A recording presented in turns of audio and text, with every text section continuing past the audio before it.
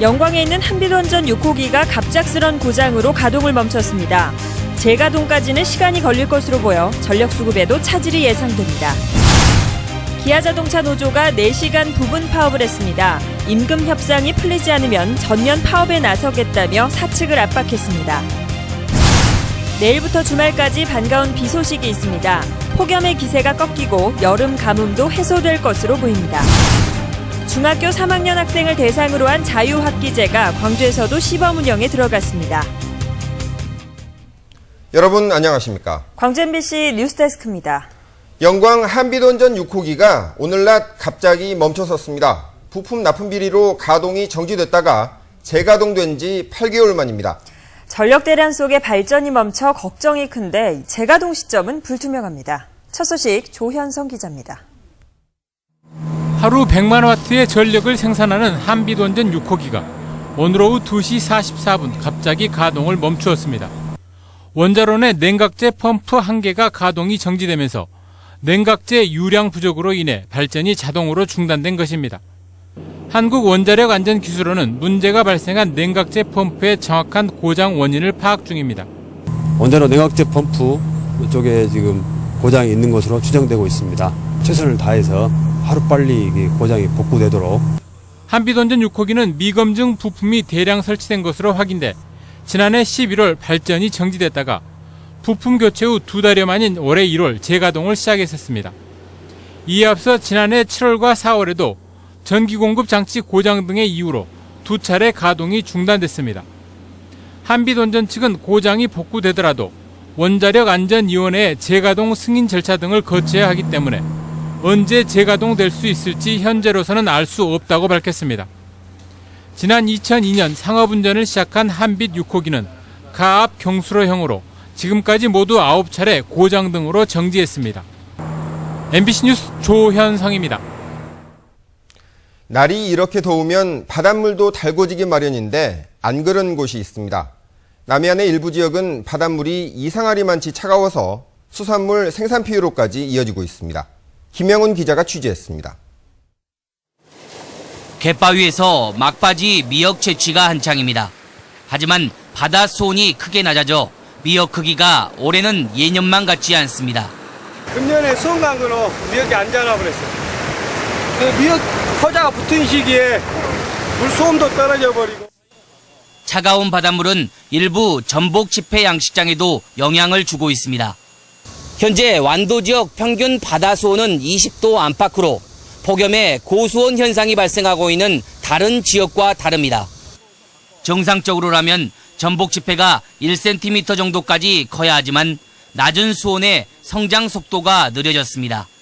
상대적으로 수온이 낮아가지고 작년에 비해서 약간 초기 때 성장이 둔화됐는데 지금은 정상적으로.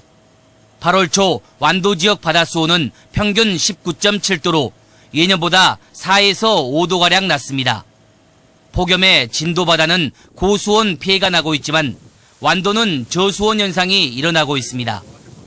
지난달 초 형성된 냉수대가 동해안으로 빠져나가지 못하고 전남 남해안에 머물면서 바다 수온을 떨어뜨리고 있습니다. 계속 냉수대가 오랫동안 지속이 되고 있어서 수온이 평년보다 한 4 내지 5도 정도 떨어져 있는 그런. 이 같은 현상은 지구 온난화 때문입니다. 지난 40년 동안 우리나라 근해 수온은 1.14도 올랐습니다. 수온 변화로 장기간 머무는 냉수대가 나타나고 어종 지도도 빠르게 바뀌고 있습니다. 고등어와 멸치, 오징어 등의 난류성 어종은 증가한 반면 명태와 도루묵 등 한류성 어종은 눈에 띄게 줄었습니다. 서남해의 명물 참조기와 병어류는 동해까지 북상하고 있고 서해에서는 멸치가 잡히고 있습니다. 연안 수온이 1 내지 2도씨가 상승한 결과로 특정 지역에서 생산되던 어종이 바뀌고 있는 그런 현상을. 지구온난화가 수온 상승과 해류 변화를 가져오면서 바다 환경까지 바꾸고 있습니다. MBC 뉴스 김양훈입니다. 내일부터는 폭염을 식혀주는 단비 소식이 있습니다. 내일 광주와 전남 지역은 차차 흐려져 남해안을 중심으로 비가 내리겠고 그 밖의 지역에도 오후 한때 소나기가 오는 곳이 많겠습니다. 또 모레와 글피 사이에는 광주 전남 전 지역에 비가 내리겠고 모레까지 예상 강수량은 30에서 70mm입니다. 기상청은 비가 내리면서 기온이 차츰 떨어져 내일 중에는 광주 전남 지역에 내려진 폭염특보가 대부분 해제될 것으로 전망했습니다. 한편 7월 이후 강수량이 평년에 비해 광주는 76%, 전남은 50%를 기록하고 있는 가운데 비가 내리면 가뭄 해갈에도 도움이 될 것으로 예상됩니다. 기아자동차 노조가 오늘 결국 부분 파업을 강행했습니다. 임금 인상과 다른 쟁점에 있어서 노사 간의 입장차가 매우 큽니다. 황성철 기자입니다. 기아차 광주 공장의 생산 라인이 4시간 멈춰섰습니다. 쟁점은 기본급 13만 498원 인상과 사내 하청의 정규직화, 상여금 800% 지급, 회사 순이익의 30% 성과금 요구, 정년 연장 등입니다. 일단 부분 파업을 시작한 노조는 임금 협상의 진척에 따라 전면 파업 등 투쟁 수위를 높일 계획입니다. 노조 측은 4년 연속 최대 실적과 흑자 갱신에 대한 보상을 요구하고 회사는 임금 인상에 일방적으로 손을 들어줄 수 없다는 입장입니다. 한 달 동안 저희들이 10차례 차이 교섭을 하면서 성실하게 했어요. 근데 회사 방침이 딱 처음부터 갖고 들어온 게 무조건 올해 요구안이 너무 무겁고 어려우니 뭐 노동자 양복을 해달라 이거잖아요 지금. 지켜보기는 해야 될 것 같습니다. 근데 지금 분위기상으로는 아무래도 좀 무리가 되는 건 사실이죠. 기아차 노사는 당분간 파업과 교섭 일정을 반복하면서 합의점을 찾는 모양새를 취할 것으로 보입니다. 기아차 광주 공장은 오늘 부분 파업으로 하루 2,000여 대의 생산량 가운데 500여 대가 생산 차질을 빚게 됐습니다. 회사 추산 금액으로만 100억 원대의 손실이 예상됩니다. 파업이 장기화될 경우 올 목표 생산량인 자동차 50만 대 돌파는 어려울 전망입니다. 여기에 250여 개에 이르는 협력업체의 피해도 우려됩니다. MBC 뉴스 황성철입니다.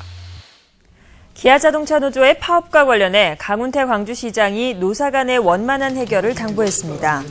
강훈태 시장은 간부회의에서 파업으로 인해 자동차 증산 차질과 협력업체의 경영난이 예상될 뿐 아니라 자동차 100만 대 생산 도시 조성을 위해서도 생산 중단 사태는 없어야 한다며 노사 간의 양보와 타협을 주문했습니다. 수영대회 공문서 위조 사건으로 사전 구속영장이 청구된 김윤석 유치위원회 사무총장과 광주시청 6급 공무원 한모 씨에 대한 영장실질심사가 열렸습니다.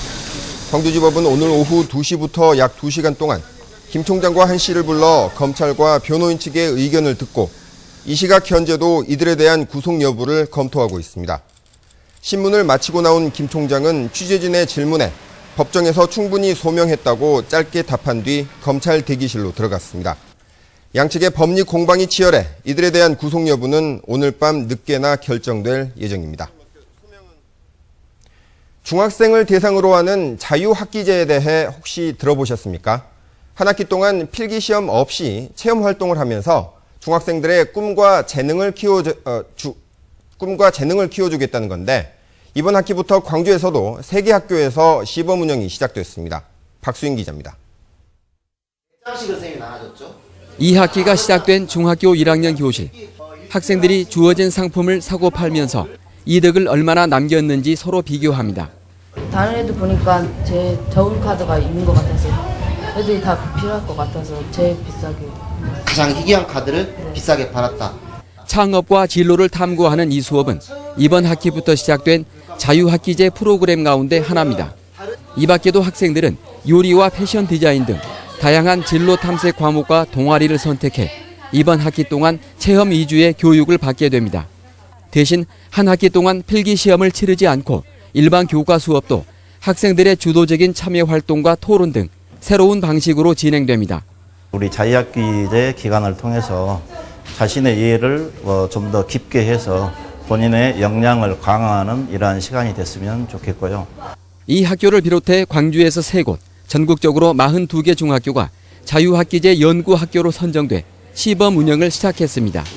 내년엔 전국적으로 40개 학교가 자유학기제 연구학교로 추가 운영되고 오는 2016년엔 전체 중학교로 확대됩니다. 꿈과 끼를 살릴 수 있는 다양한 자기 성찰과 체험의 기회를 제공하자는데 일각에서는 자유학기제 운영이 고입과 대입 경쟁에서 상대적인 불이익을 가져오지 않을까 우려하기도 합니다. 또 다양한 진로 체험을 위한 재정 지원과 지역사회의 유기적인 협조가 얼마나 안정적으로 구축될지도 자유학기제 성패의 관건이 될 것으로 보입니다. MBC 뉴스 박수인입니다. 요즘 같은 무더위에 외가리떼가 무리지어 다니는 모습은 참 아름답게 보입니다. 하지만 도심 가까이에서 이들과 함께 사는 주민들은 악취와 배설 때문에 매우 힘들다고 합니다. 시민과 외가리떼의 공생 방안은 없을까요? 전은철 카메라 기자가 취재했습니다.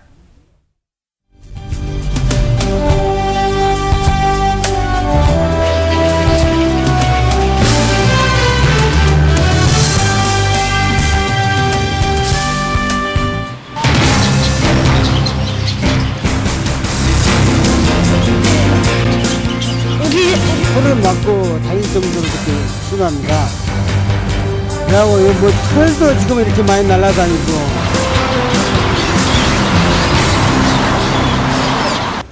길을 못 돌아가고 저 돌아가. 엄청나게 위험하지.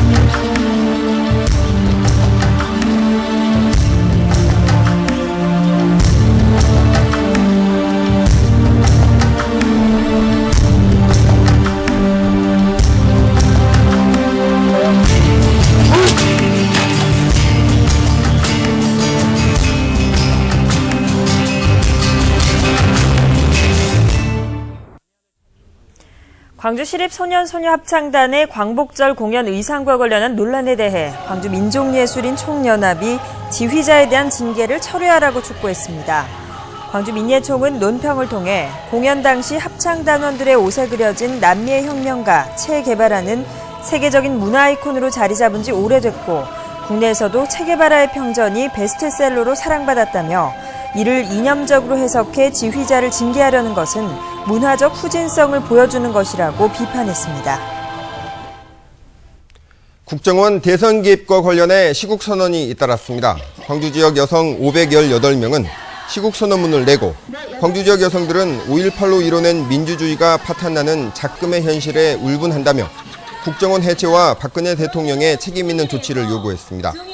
광주여대 교수협의회도 시국선언문을 내고 국정원의 대선 개입과 관련해 박 대통령의 책임 있는 조치를 요구했습니다. 권은희 전 수서경찰서 수사과장을 광주의 경찰이라고 지칭한 조명철 의원의 청문회 발언에 대해 민주당 지도부가 새누리당에 공식 사과를 촉구했습니다. 민주당 김한길 대표는 오늘 최고위원회의에서 권은희 전 과장의 증언을 지역주의로 색칠한 것에 대해 새누리당 지도부의 공식 입장과 사과를 요구했습니다.